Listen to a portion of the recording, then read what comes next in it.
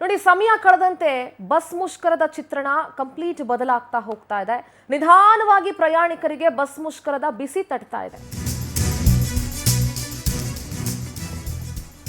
ಸಮಯ ಕಳೆದಂತೆ ಬಸ್ ಮುಷ್ಕರದ ಚಿತ್ರಣ ಬದಲಾಗ್ತಿದೆ. ಮೆಜೆಸ್ಟಿಕ್ ಬಸ್ ನಿಲ್ದಾಣದಲ್ಲಿ ಬೆರಳೆಣಿಕೆ ಬಿಎಂಟಿಸಿ ಬಸ್ಗಳು ಸಂಚರಿಸ್ತಾ ಇದ್ದಾವೆ ಅಷ್ಟೇನೆ. ಸಮಯ ಕಳೆದಂತೆ ಗಂಟೆಗೊಂದು ಬಸ್ ಬರ್ತಾ ಇದೆ. ಪ್ರಯಾಣಿಕರು ಅಫ್ಕೋರ್ಸ್ ಪರದಾಡ್ತಾ ಇರ್ತಾರೆ. ಇದರ ಎಫೆಕ್ಟ್ ಡೈರೆಕ್ಟ್ ಆಗಿ ಯಾರಿಗಾಗುತ್ತೆ ಅಂತಂದ್ರೆ ಪ್ಯಾಸೆಂಜರ್ಸ್ಗೆ ಆಗೋದು.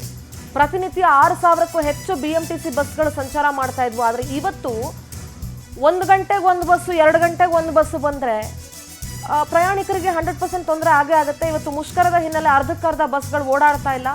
ಸದ್ಯ ಬಸ್ಸನ್ನು ಅವಲಂಬಿಸಿರುವಂತಹ ಪ್ರಯಾಣಿಕರಿಗೆ ಪರದಾಟ ತಪ್ಪಿಲ್ಲ.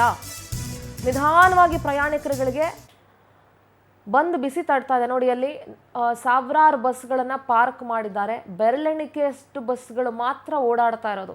1-2 ಬಸ್ ಮಾತ್ರ ಓಡಾಡ್ತಾ ಇದೆ. ಎಲ್ಲ ಬಸ್ಗಳನ್ನು ಕೂಡ ಸರತಿ ಸಾಲಿನಲ್ಲಿ ನಿಲ್ಲಿಸಿರುವಂಥ ದೃಶ್ಯಗಳನ್ನು ನೀವು ನೋಡ್ತಾ ಇರ್ಬೋದು. ಸಮಯ ಕಳೆದಂತೆ ಗಂಟೆಗೊಂದೊಂದು ಬಸ್ ಓಡಾಡ್ತಾ ಇದೆ ಅಷ್ಟೇ. ಎಲ್ಲೋ 1-2 ಬಸ್ ಓಡಾಡ್ತಾ ಇದ್ದಾವೆ. ಪ್ರತಿನಿತ್ಯ BMTC ಬಸ್ಗಳು 6,000ಕ್ಕೂ ಹೆಚ್ಚು ಬಸ್ಗಳು ಓಡಾಡ್ತಾ ಇದ್ವು. ಬೇರೆ ಬೇರೆ ಊರಿಂದ ಬಂದಿರ್ತಾರೆ. ವರಮಹಾಲಕ್ಷ್ಮಿ ಹಬ್ಬ ಇನ್ನೇನು ಒಂದು 2-3 ದಿನ ಇದೆ.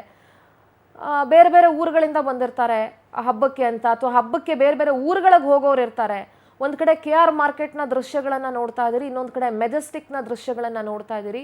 ಎಲ್ಲ ಕಡೆ ಕೂಡ ಬಸ್ಗಳ ಸಂಚಾರ ಬಂದಾಗಿದೆ. ಒಂದು ಕಡೆ ಹಬ್ಬದ ಸಮಯ, ಇದೇ ತಿಂಗಳಲ್ಲಿ ಗೌರಿ ಗಣೇಶ ಹಬ್ಬ ಇದೆ. ಕೆಲವರು ಈಗಲೇ ಒಂದು 15-20 ದಿವಸ ರಜೆ ತೊಗೊಂಡು ಹೋಗೋರು ಇರ್ತಾರೆ.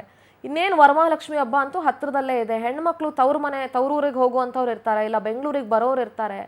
ಈ ರೀತಿಯಾದಂಥ ಅವ್ರಿಗೆ ಎಲ್ರಿಗೂ ಕೂಡ ತೊಂದರೆ ಆಗ್ತಾ ಇದೆ. ಒಂದು ಕಡೆ KR ಮಾರ್ಕೆಟ್ನ ದೃಶ್ಯಗಳನ್ನು ಗಮನಿಸ್ತಾ ಇದ್ದೀರಿ. ಖಾಸಗಿ ಬಸ್ ಸ್ಟ್ಯಾಂಡ್ ಇದು ನೀವು ನೋಡ್ತಾ ಇರೋದು. ಖಾಸಗಿ ಬಸ್ಗಳು ಇವಾಗ ಸ್ವಲ್ಪ ಮೂಮೆಂಟ್ ಇರ್ತವೆ, ಯಾಕೆಂದರೆ ಇದು ಅವ್ರಿಗೂ ಒಂದು ಆಪರ್ಚುನಿಟಿ ಈ ರೀತಿ ಆಗೋದು.